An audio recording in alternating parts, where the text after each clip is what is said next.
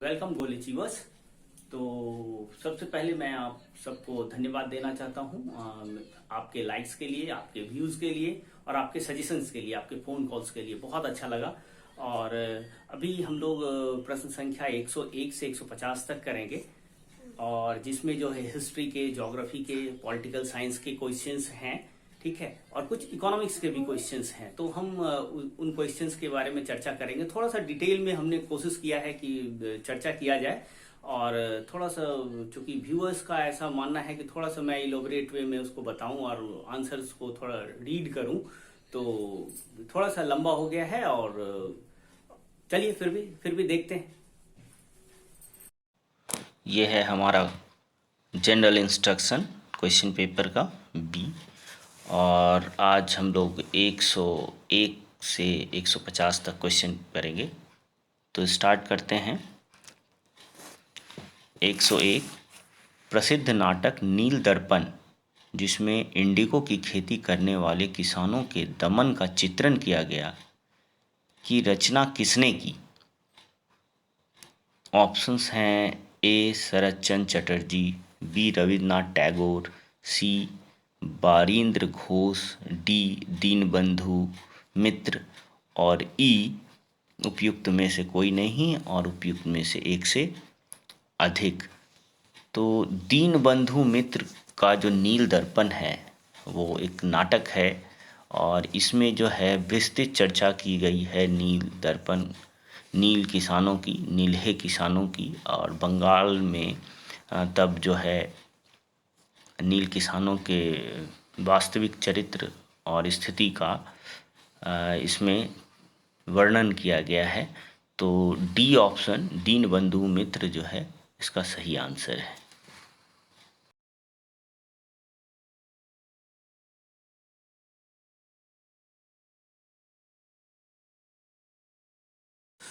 अगला प्रश्न 102, 1760 का प्रसिद्ध वांडीवास का युद्ध अंग्रेजों द्वारा किसके खिलाफ लड़ा गया? ऑप्शन में है ए फ्रांसीसी, बी स्पेन, सी मैसूर, डी कर्नाटिक और ई उपयुक्त में से कोई नहीं। तो जो फ्रेंच थे, फ्रांसीसी थे, उनके खिलाफ अंग्रेज़ों के गठबंधन जो है उसके साथ इसका युद्ध हुआ था। तो ऑप्शन ए फ्रांसीसी इसका सही उत्तर है।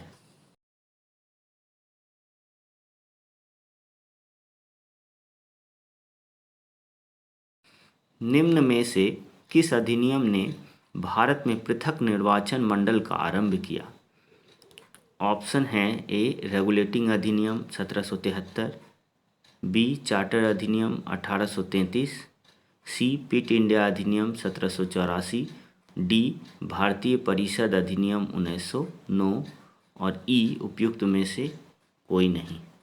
तो इसका जो सही आंसर है वो है डी भारतीय परिषद अधिनियम 1909। और इसके माध्यम से जो है पृथक निर्वाचक मंडल मार्लोमिंटो सुधार के माध्यम से अलग अलग व्यवस्था की गई थी। तो डी ऑप्शन सही।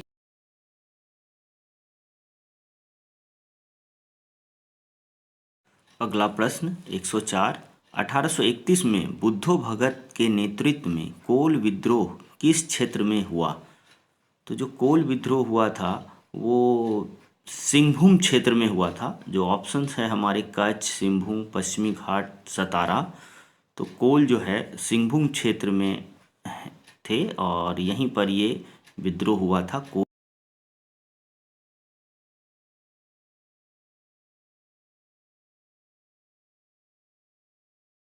प्रश्न संख्या 105, बिहार में 1857 के विद्रोह का नेतृत्व किसने किया? तो ऑप्शन हैं नाना साहब, तात्या टोपे, कुंवर सिंह और मौलवी अहमदुल्ला। उपयुक्त में से कोई नहीं। तो आंसर इसका सी है, नाना साहब और तात्या टोपे जो है कानपुर से जो है विद्रोह का नेतृत्व किया था। और मौलवी अहमदुल्ला जो है फैजाबाद से विद्रोह का नेतृत्व किया था। तो इसका उत्तर जो है सी है, कुंवर सिंह।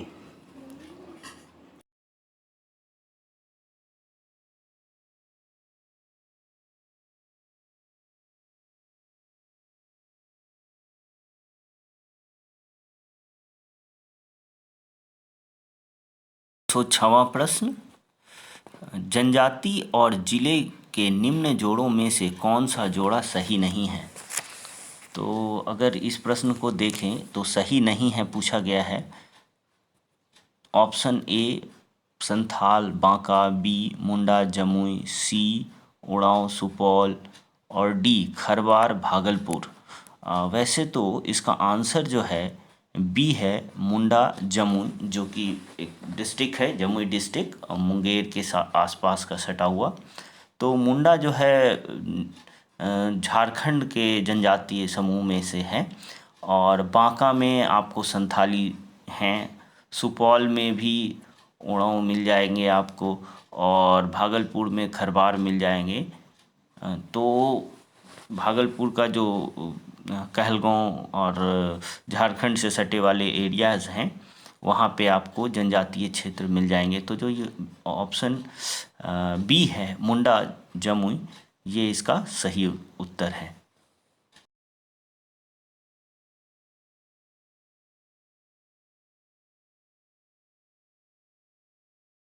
107वां प्रश्न, बिहार राज्य के कुल भौगोलिक क्षेत्र की तुलना में समस्त वन क्षेत्र का प्रतिशत है? तो आर्थिक सर्वेक्षण से ये प्रश्न है, और कहा जाए तो भूगोल से भी ये प्रश्न है। तो प्रश्न संख्या जो है 107 का जो सही उत्तर है वो है ए 7.27%, और ऑप्शन है इसमें 7.27%, 6.87%, 3.21% और 12.77%। तो बिहार का आर्थिक सर्वेक्षण में इसका जो आंसर है वो है ए 7.27%, इसलिए ए इसका सही उत्तर है।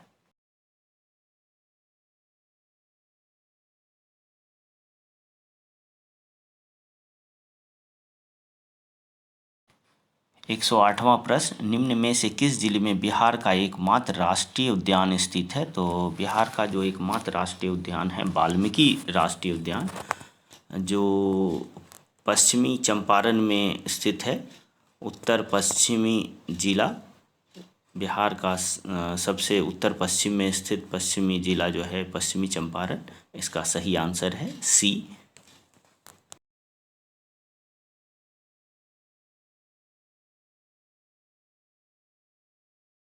प्रश्न, भौगोलिक क्षेत्र की दृष्टि से जापान का सबसे बड़ा द्वीप है? तो जापान जो है एक एशियाई द्वीप है, आइलैंड कंट्री है, जिसमें कि मुख्यतः 4 आइलैंड है, और चारों ऑप्शंस यहाँ हैं आपके पास। तो ए में होकैडो, बी में होन्शु, सी में शिकोकू और डी में क्यूशू है। तो सबसे ऊपर में जो है वो होकैडो है, उसके बाद जो है होन्शु है, उसके बाद शिकोकू है, और उसके बाद जो है हमारा क्यूशू है। तो बी ऑप्शन जो है इसका सही आंसर है। जो सबसे बड़ा आइलैंड है क्षेत्रफल की दृष्टि में जापान का, तो वो है होन्शु, और वो लगभग जो है उल्टे एल आकार का है। तो इसका सही आंसर है होन्शु बी।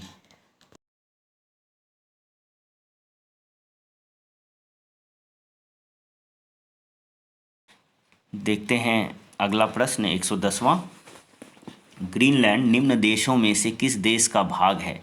तो ग्रीनलैंड जो है उत्तरी अमेरिका महाद्वीप का भाग है, आइलैंड है, और इसमें जो हमारे पास जो ऑप्शंस हैं A Denmark, B Finland, C Canada और डी यूनाइटेड किंगडम। वैसे तो ये कनाडा के नज़दीक है और कनाडा का पड़ोसी भी है, लेकिन ये जो आइलैंड है वो यूरोपीय कंट्री, आइलैंड कंट्री डेनमार्क का पार्ट है। तो वो जो ऑप्शन है इसका ए वो सही उत्तर है।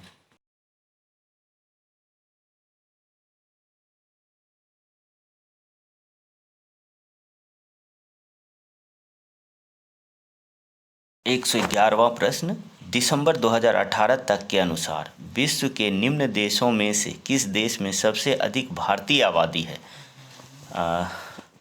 कहा जाए तो ये भूगोल का प्रश्न है, और हमारे पास ऑप्शन है ए संयुक्त अरब अमीरात, B Malaysia, C United kingdom, D संयुक्त राज्य अमेरिका। तो जो इसका सही उत्तर है वो है डी संयुक्त राज्य अमेरिका। तो दिसंबर 2018 तक ये पूछा गया है और उस वक्त तक भारतीय जो डायस्पोरा है वो सबसे ज़्यादा अमेरिका में और संयुक्त राज्य अमेरिका में रहती है। तो इसका जो सही उत्तर है वो है D, United state of America.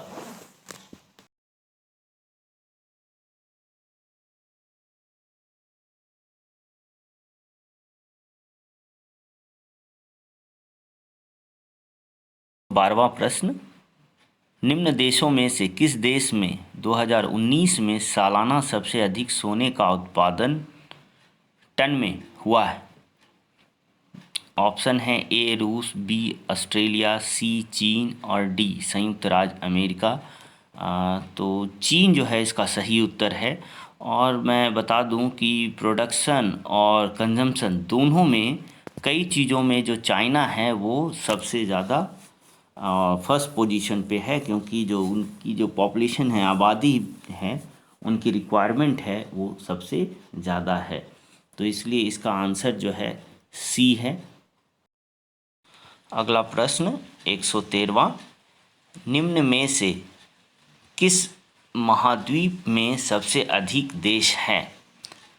तो जो इसका जो उत्तर है वो अफ्रीका है, सी। और अफ्रीका महाद्वीप में सबसे अधिक संख्या में कंट्रीज़ हैं, देश हैं, इसलिए सी ऑप्शन।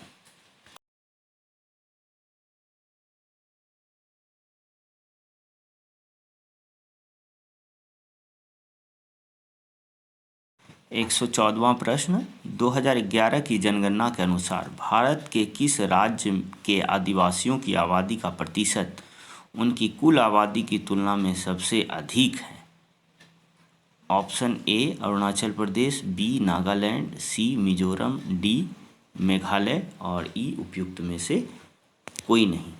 तो जो चारों ऑप्शन हैं वहाँ पर जो जनजातीय आबादी है उसका प्रतिशत बहुत अधिक है, लेकिन इनमें से जो सबसे ज़्यादा है वो है सी मिजोरम में। तो सी इसका सही उत्तर है।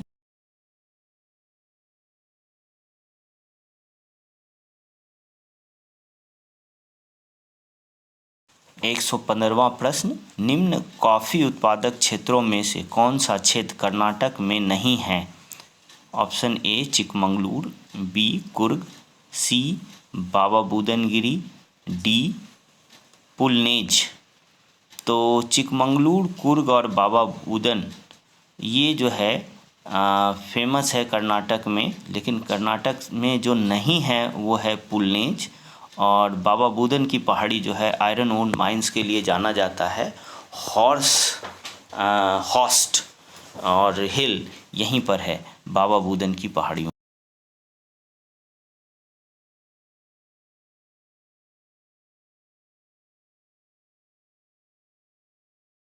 प्रश्न संख्या 116, भौगोलिक क्षेत्र की दृष्टि से भारत के निम्न जिलों में से कौन सा जिला सबसे बड़ा है?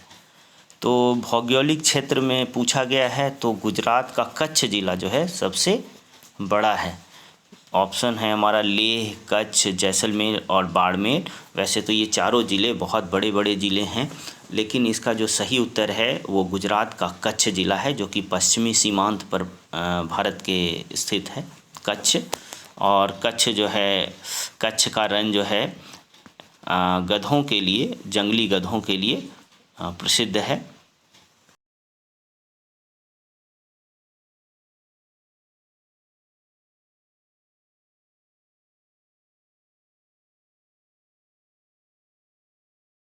एक 117वां प्रश्न, भारत के किस राज्य में वन्य जीव अभयारण्य सबसे अधिक संख्या में है?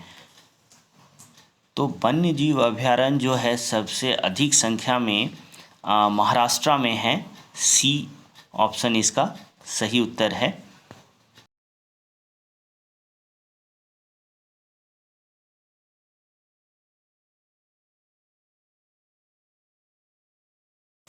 एक 118वां प्रश्न, बिहार में प्रवाहित होने वाली निम्न नदियों में से उत्तर की ओर प्रवाहित होने वाली कौन सी नदी है?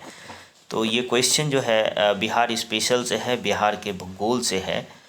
तो बागमती, कमला, कोसी, गंडक, इनमें से कोई भी नदी एक ऐसी नहीं है जो उत्तर की ओर प्रवाहित होती है। ठीक है, उत्तर वाहिनी जो है कोई भी नदी नहीं है। हाँ, सोन नदी जो है इसका सही आंसर है, लेकिन सोन इसके में दिया नहीं है। तो ऑप्शन ई जो है इसका राइट आंसर है।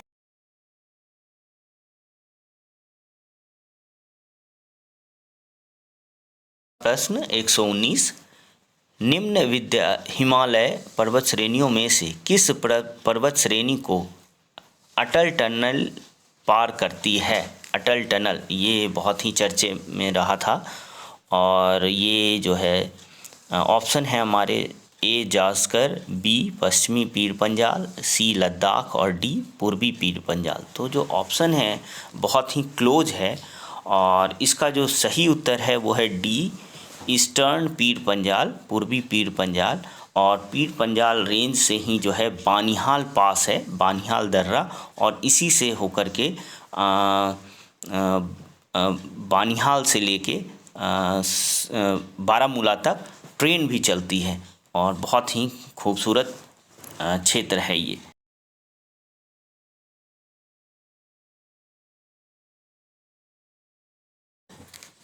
120वां प्रश्न, भारत का 13वां प्रधान बंदरगाह किस राज्य में स्थापित किया जाने वाला है? तो महाराष्ट्र के नावासोभा के पास में एक नया बंदरगाह बनाना जो है एक प्रस्तावित है, और इसलिए इसका आंसर जो है सी महाराष्ट्र सही उत्तर है।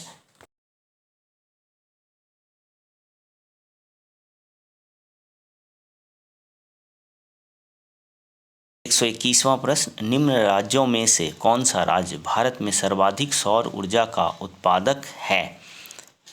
ए तेलंगाना, बी कर्नाटक, सी आंध्र प्रदेश और डी राजस्थान। तो इसका जो सही उत्तर है बी कर्नाटक है, और सौर ऊर्जा का उत्पादन करने में अभी जो है वर्तमान में प्रथम स्थान में पर है।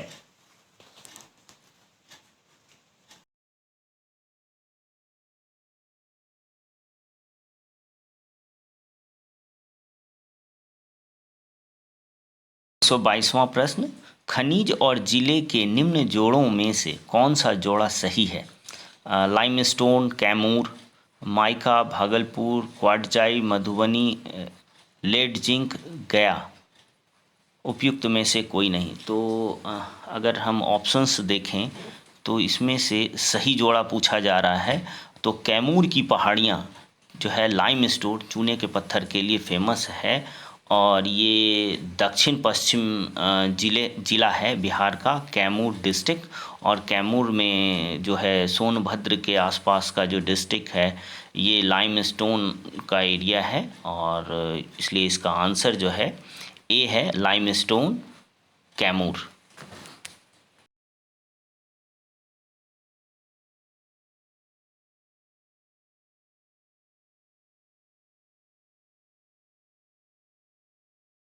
अगला प्रश्न 123, उद्योग और स्थान के निम्न जोड़ों में से कौन सा जोड़ा सही नहीं है?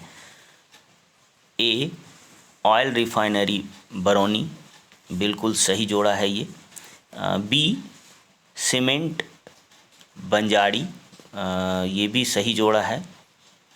और सी फर्टिलाइज़र भैरोही, ये भी सही जोड़ा है। और डी रेल डिब्बा और अभियांत्रिकी भागलपुर, तो ये भागलपुर में नहीं है। कुछ हद तक अगर ये जमालपुर होता तो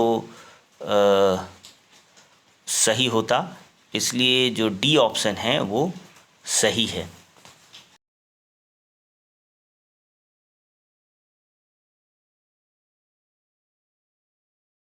124वां प्रश्न, बिहार के निम्न जिलों में से किस जिले में ही पिडमोंट स्वैम्प मिट्टी पाई जाती है? तो पुनः जो है ज्योग्राफी से एक क्वेश्चन है, और इसका जो ऑप्शन है हमारे पास मधुबनी, भागलपुर, पश्चिमी चंपारण और सीतामढ़ी। और इसका जो सही उत्तर है वो है सी पश्चिमी चंपारण।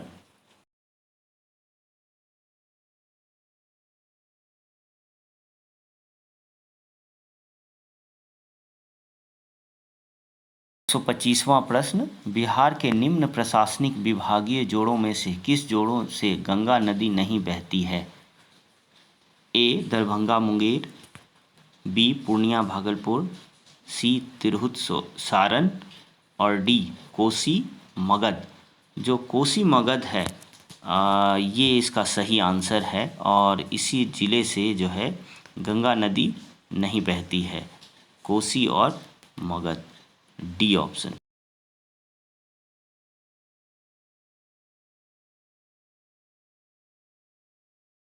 26वां प्रश्न, वर्ष 1632 में बिहार के पटना शहर में कौन सी कंपनी ने अपनी फैक्ट्री स्थापित की? तो इतिहास का ये प्रश्न है और 1632 में जो है डच ईस्ट इंडिया कंपनी जो है अपनी फैक्ट्री स्थापित की थी, तो बी इसका सही उत्तर है।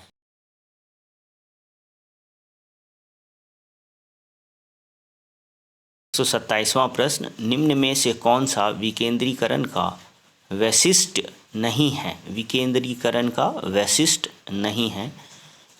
ए स्वायत्तता, बी लोक सहभागिता, सी स्थानीय समुदायों में आत्मविश्वास को नहीं जगाना और डी स्थानीय समुदाय को सशक्त बनाना। तो विकेंद्रीकरण का मतलब है डिसेंट्रलाइजेशन, मतलब जो पावर है वो सेंटर से छोटे यूनिट्स को दिया जाए, जैसे पंचायती राज और नगर पालिका, नगर परिषद, इस तरह के यूनिट्स को जो है कार्य करने की क्षमता दी जाए, आज़ादी दी जाए।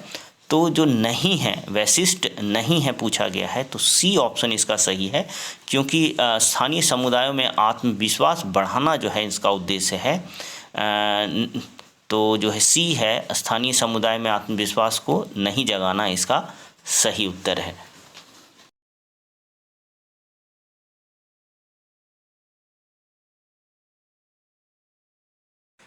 अगला प्रश्न 128, ब्रिटिश शासन काल में संविधान के विकास में कौन सा कानून ऐतिहासिक नहीं था? तो A regulating act 1773, chartered act 1833, government of India act 1919 और protection of civil rights act 1955।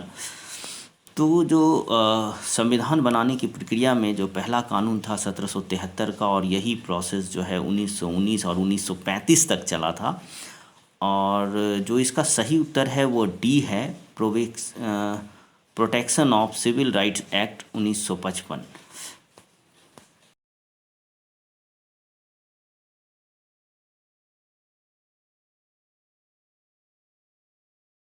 129वां प्रश्न, हाल ही में संसद की नई इमारत के निर्माण की बोली किसने जीत लिया है?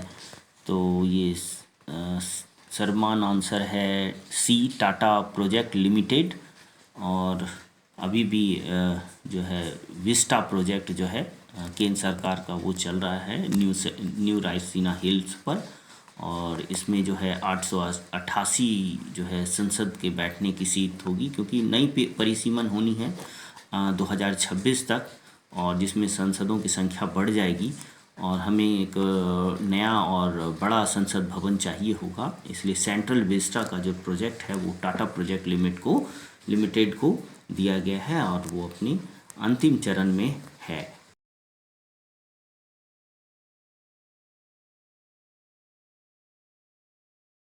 प्रश्न 130, भारत के संविधान का कौन सा अनुच्छेद भारतीय निर्वाचन आयोग की स्थापना से संबंधित है? तो अनुच्छेद डायरेक्टली पूछा गया है और कई बार पूछा जाने वाला ये प्रश्न है। ऑप्शन है अनुच्छेद 324, 148, 342 और 325। तो ए ऑप्शन इसका सही उत्तर है, अनुच्छेद 324।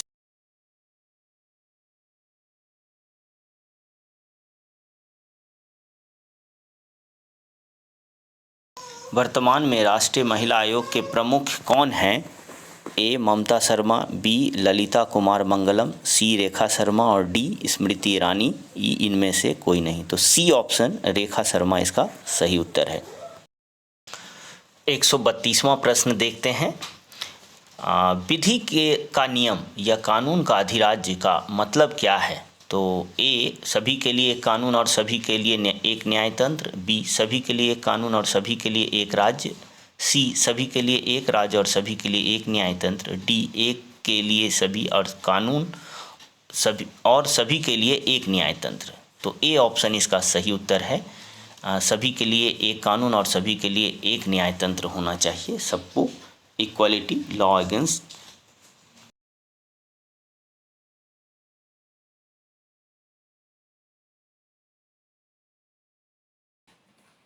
एक 133वां प्रश्न, पंचायती राज संस्थाओं को 29 कार्यों की सूची किस अनुच्छेद के तहत दी गई है?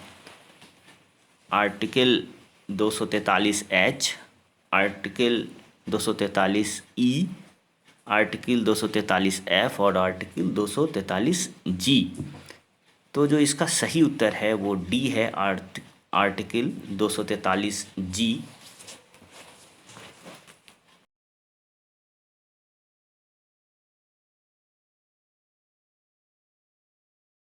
एक 134वां प्रश्न, नागरिकता संशोधन कानून कब पारित हुआ? बहुत ही चर्चा में रहा था ये कानून। तो ऑप्शन ए है 11 दिसंबर 2018, 11 दिसंबर 2019, 11 अक्टूबर 2019 और 11 अक्टूबर 2020। तो बी इसका सही उत्तर है। 11 दिसंबर 2019 को ये नागरिकता संशोधन एक्ट, सिटीजनशिप अमेंडमेंट एक्ट जो है पास हुआ था और इस पर जो है उत्तर पूर्वी राज्यों में काफ़ी माहौल ख़राब भी हो गया था इसकी वजह से।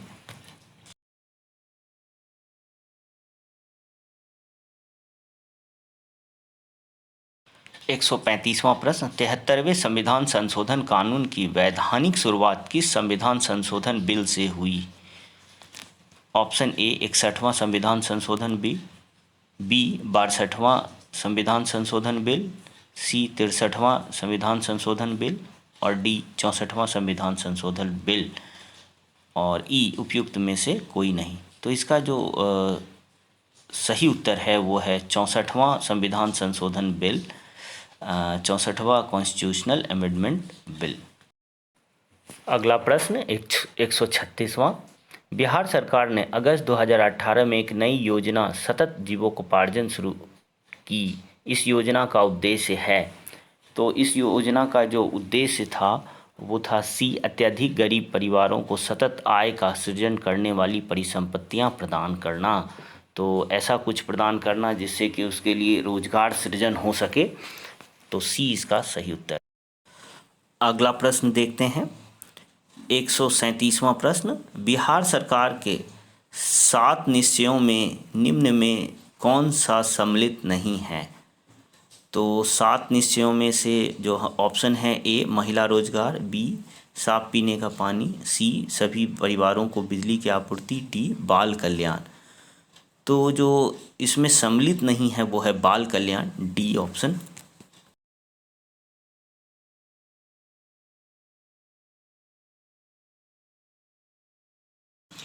एक 138वां प्रश्न, बिहार का प्रति व्यक्ति शुद्ध राज्य घरेलू उत्पाद स्थिर कीमतों पर देश की तुलना में कम है। वर्ष 2018-19 में यह था। तो बिहार का आर्थिक सर्वेक्षण से ये प्रश्न है। ए राष्ट्रीय औसत का 75%, बी राष्ट्रीय औसत का 60%, सी राष्ट्रीय औसत का 50%, डी राष्ट्रीय औसत का 33%। तो डी इसका सही उत्तर है, राष्ट्रीय औसत का 33% इसका सही उत्तर है।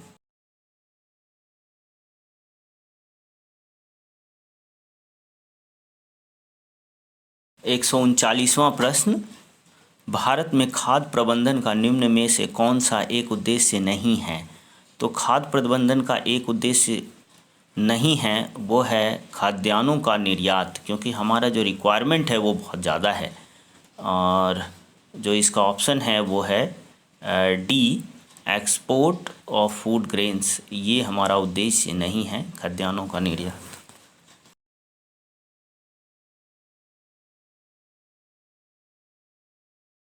संख्या 40, भारत में राजस्व घाटे से तात्पर्य है कि ए भारत सरकार को अपने उन व्ययों के वित्त पोषण के लिए उधार लेने की आवश्यकता है जो पूंजीगत परिसंपत्तियों का निर्माण करते हैं।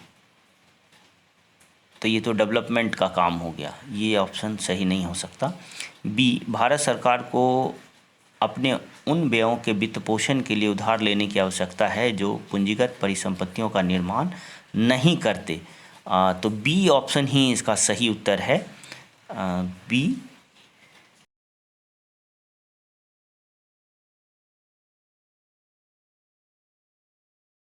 प्रश्न, वर्ष 2019-20 में निम्न में से कौन सा देश भारत का सर्वाधिक व्यापारिक भागीदारी वाला देश है? तो भारत के साथ सबसे ज़्यादा जो है व्यापार करने वाला जो देश है वो हमेशा यूएसए रहा है, और इसके साथ जो है भारत का जो है ट्रेड बैलेंस है वो हमेशा पॉजिटिव रहा है।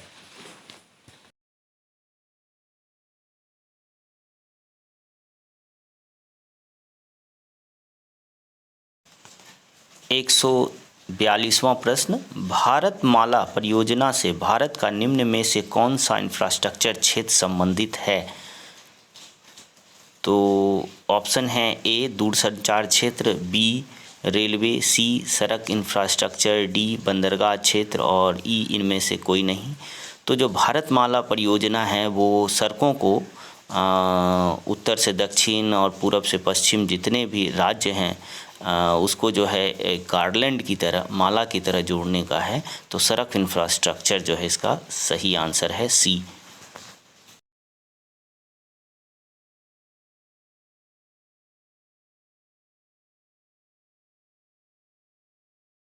प्रश्न संख्या 143, भारत में औद्योगिक क्षेत्र की उपलब्धि को मापने के लिए निम्न में से कौन सी संस्था औद्योगिक उत्पादन के सूचकांक को जारी करती है? तो जो संस्था है वो है केंद्रीय सांख्यिकी कार्यालय CSO।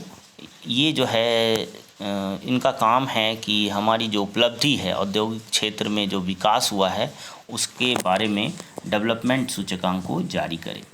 144, व्यवसाय करने की सरलता पर 2020 की रिपोर्ट के अनुसार भारत ने अपने क्रम में सुधार किया है, जो है ए विगत वर्ष में 77वां से 63वां स्थान प्राप्त किया है। तो ए आंसर इसका सही उत्तर है।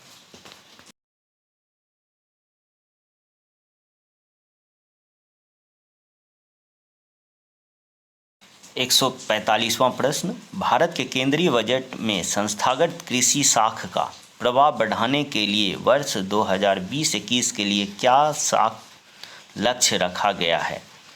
तो जो लक्ष्य है वो 15 लाख करोड़ का है। तो इसका जो सही उत्तर है वो सी है। आर्थिक सर्वेक्षण से ये प्रश्न लिया गया है, भारत के आर्थिक सर्वेक्षण से।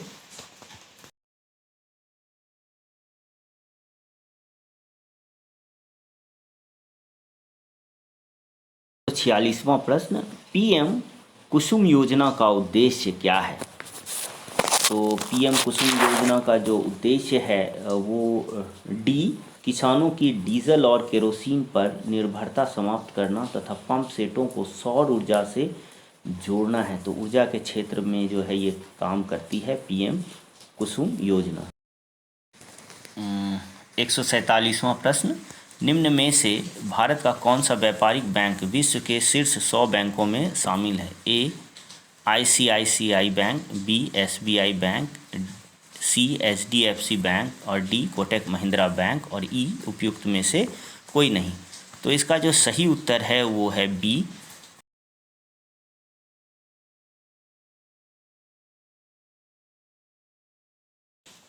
148वां प्रश्न, भारत सरकार ने 2020-21 के बजट में एक नई योजना निर्भीक घोषित की है।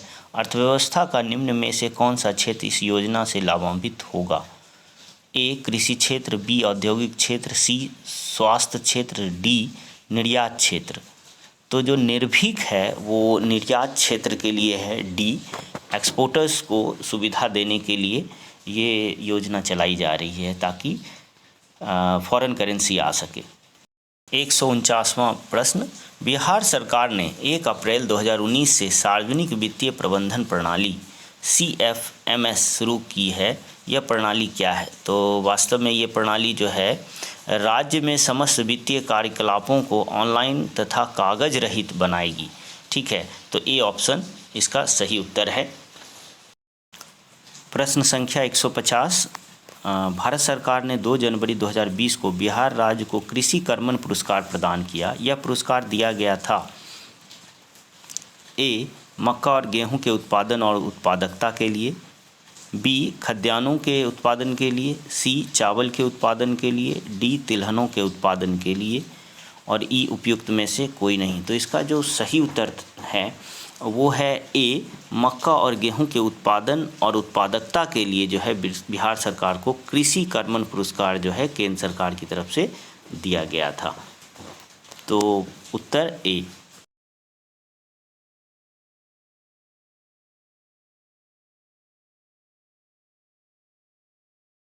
तो ये था 150 प्रश्न जो कि 27 दिसंबर 2020 को 66th बीपीएससी का प्रीवियस ईयर क्वेश्चंस। तो इन सभी क्वेश्चंस में हम लोग अभी इन्हीं क्वेश्चंस को बेस बनाकर हम लोग अपनी तैयारी करेंगे और क्वेश्चंस वाइज क्वेश्चन को ध्यान में रख करके हम टॉपिक को डिसाइड करेंगे और टॉपिक वाइज जो है हम चीजों को पढ़ेंगे। धन्यवाद।